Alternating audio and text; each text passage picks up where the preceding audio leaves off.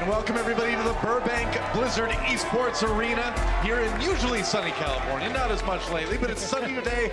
It's another week of Overwatch League starting off week 4. I'm Doe. With me, it's MonteCristo. And man, we have got a good one to get started with today, don't we? Yeah, I'm really excited actually because I will actually provide some solace to the Gladiators fans with some statistics, especially those brought up by our stats guy, Captain Planet, as we get into the game. But I think things are not so bad as they appear for the Gladiators. Valiant, though, they're definitely as bad as they appear, so. Well, let's take a look at how good and bad things have been going across the league. Here's our standings here. Now, the rough thing for the Gladiators is that if they lose any of their matches from here on out, they are out of playoff contention, which would be crazy because that would mean the first two teams eliminated from stage 1 are the two LA teams, which going into this season is never something I would have predicted. Yeah, I think most people probably had them both in the top 10 coming into the season, so this is quite a surprise to say the least. Sure is. So one of the best things about this matchup that we can look forward to is a bit of the talking of trash, as they say, and few talk it better than Dogman on the Atlanta Reign. He had some choice words in some of their more recent matches.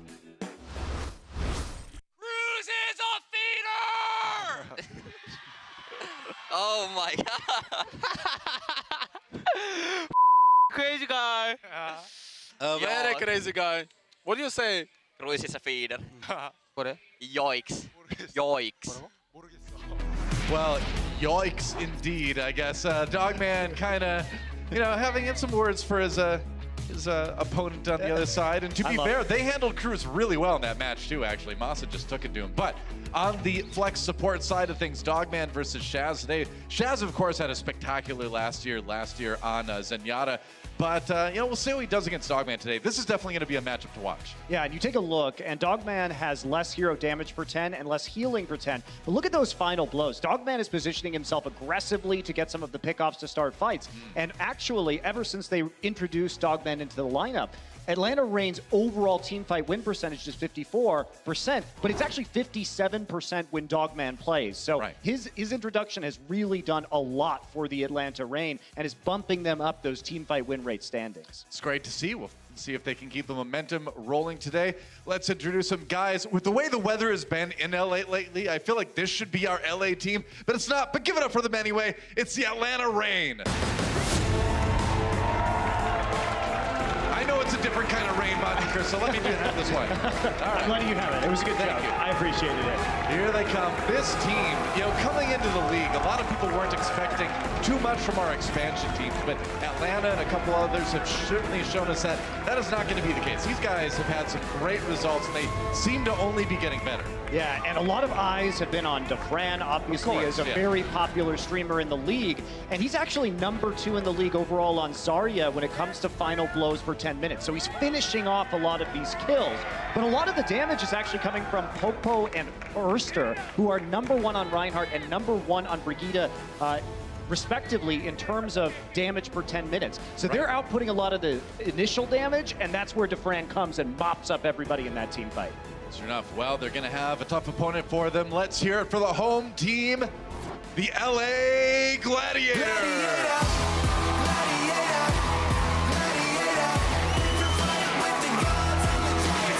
Leading the charge, and as we said, this is a team that needs a win today.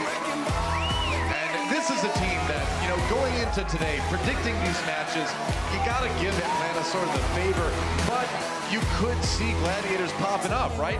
You look at all the talent on this team. You've seen what a lot of these guys did last year, and you're like, eventually this is going to come out. They are not going to be a team at the bottom of the standings for long, I think. And there are very particular issues with the Gladiators that I think are fixable, and a lot of it comes down to somebody getting picked off at the start of the team fight or them not focusing a target at the start of the team fight. We'll get into some more of those stats later, but if they can just improve both of those stats just a little bit, I think they're going to go to winning a lot of matches and a lot more team fights than they would normally.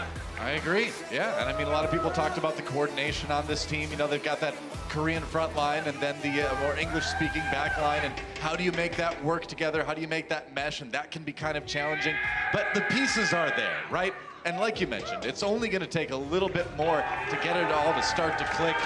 And yeah, this is a must-win for the Gladiators as well. They're coming in. If they lose to Atlanta, they are mathematically eliminated from the Stage 1 playoffs. That's right. Of course, they'll be able to redeem themselves in stages 2 through 4 later in the season. Sure. But Gladiators have to keep winning, so it means a lot more to the Gladiators tonight. I mean, obviously, if you're eliminated from the Stage 1 players, you're not eliminated from the league. You've still got 3 more stages to play, lots of time to come back. Let's take a look at our map list brought to you by Toyota. Gonna start things off on Busan, then going to Kings Row for our hybrid map, then Temple of Anubis, and ending things on our escort map, Rialto.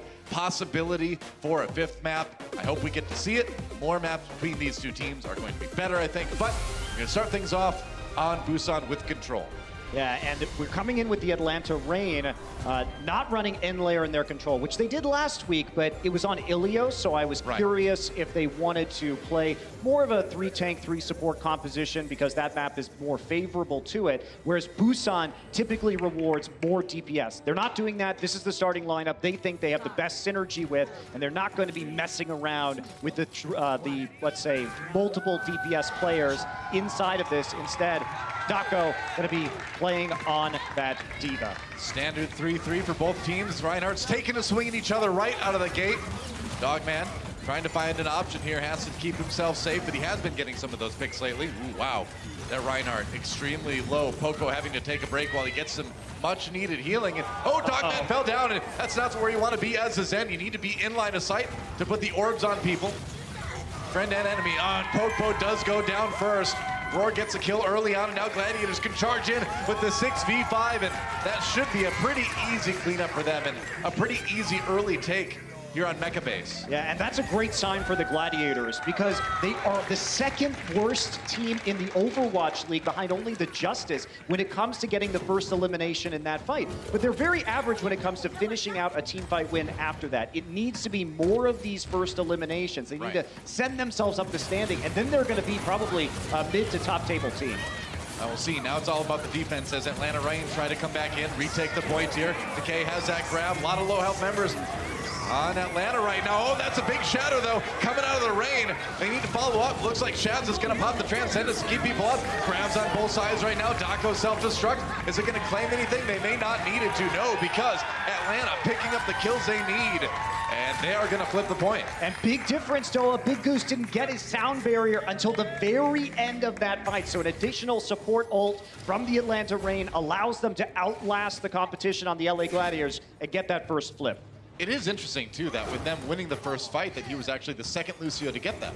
Yeah, absolutely. I mean, generally, team fight wins lead to an ult economy advantage, but not in the case of Big Goose this time around. Sometimes when you're bouncing around looking for those picks, you don't put out as much damage and healing as you would normally. Let's see if the self-destruct, the engage with Gladiators and get a whole lot, but no, it sets up one onto Poco and force him into the right position for Roar to just come in swinging, and that coordination that we've been wondering about.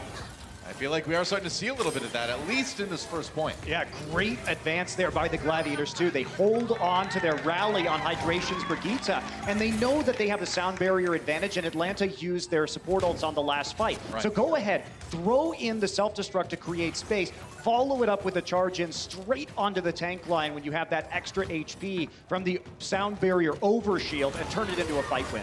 Yeah, here we go, Shatter. Dropped in there by Pokepo, didn't get a whole lot, nothing to follow up on at least. They're gonna go ahead and use the grab. There goes Hydration.